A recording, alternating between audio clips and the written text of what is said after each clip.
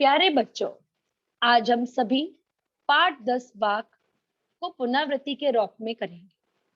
आज हम इसके महत्वपूर्ण बिंदुओं की तरफ नजर डालेंगे। सर्वप्रथम, लल्लत की काव्य शैली को वाक कहा जाता है।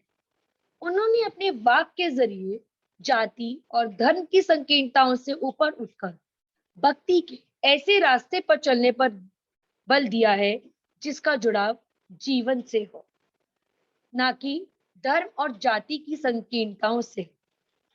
उन्होंने अपने पहले वाक में ईश्वर प्राप्ति के लिए किए जाने वाले प्रयासों की व्यर्थता पर चर्चा की है।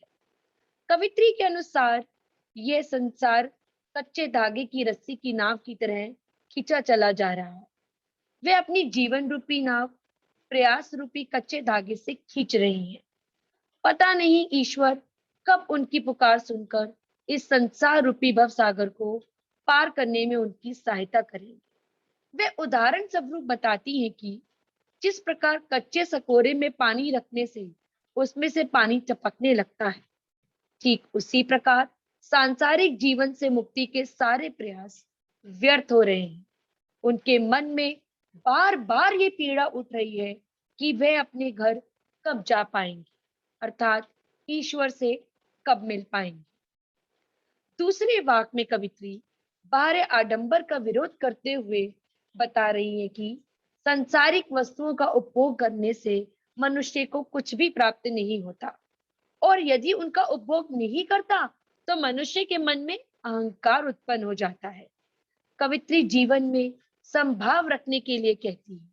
वे कहती हैं कि मनुष्य को अपनी इंद्रियों पर नियंत्रण रखना चाहिए, तभी बंद द्वार की सांकल खुल पाती है, अर्थात ज्ञान की प्राप्ति के बाद ही मुक्ति का मार्ग मिल पाता है।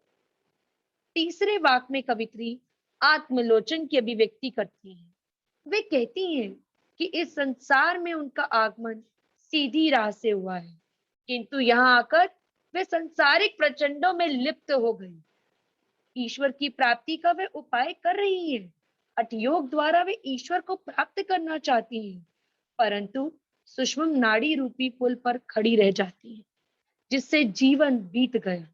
अब संसार रूपी भवसागर को पार करने वाले ईश्वर माझी रूपी को उत्तराई स्वरूप देने के लिए उनके पास कुछ भी नहीं है। उन्होंने अपने जीवन में कोई सत्कर्म ही नहीं किया जो वो ईश्वर को दे सके। अंत में, वाक के अंत में ईश्वर की सर्वव्याप्तता पर बल देते हुए कवित्री कहती है कि उस ईश्वर का निवास हर जगह है।